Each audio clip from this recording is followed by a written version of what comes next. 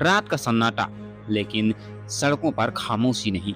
ये जश्न नहीं, कोई जुलूस नहीं, बल्कि पेट्रोल और डीजल के लिए लगी लंबी कतारें हैं। ये तस्वीर है उत्तर प्रदेश के बलरामपुर जिले की, जहां घंटों बल्कि कई बार रात में भी अपनी बारी का इंतजार करते हैं। कैमरा जैसे जैसे आगे बढ़ता है, बाइकों की एक लंबी लाइन नजर आती है। हर बाइक सिर्फ एक वाहन नहीं, बल्कि एक उम्मीद है, ईंधन मिलने की उम्मीद। लेकिन सवाल ये है, क्या ये उम्मीद पूरी हो रही है? ग्राउंड पर मौजूद हमारे संवाददाता ने जब लोगों से बात की तो सामने आई एक अलग ही कहानी।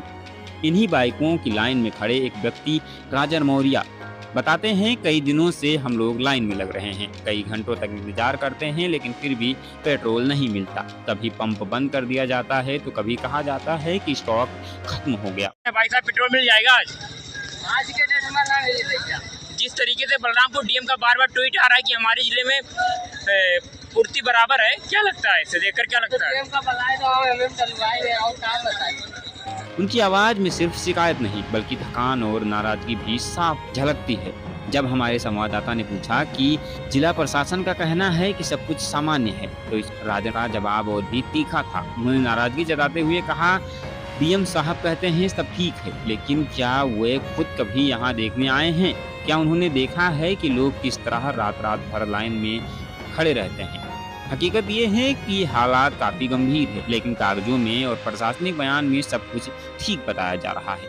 राजन मौर्य की ये बातें सिर्फ एक व्यक्ति की नहीं, बल्कि उन सैकड़ों लोगों की आवाज है जो रोज इसी तरह परेशानी से जूझ रहे हैं। सबसे ज्यादा असर पड़ रहा है किसानों पर, क्योंकि उनके लिए ये सिर्फ डीजल या पेट्रोल नहीं है, बल्कि खेती का आधार है। ट्रैक्टर बिना डीजल के नहीं चल सकता, सिंचाई रुक जाती है और फसल पर सीधा असर पड़ता है। एक तरफ किसान समय से जूझ रहा है और दूसरी तरफ ईंधन की कमी से।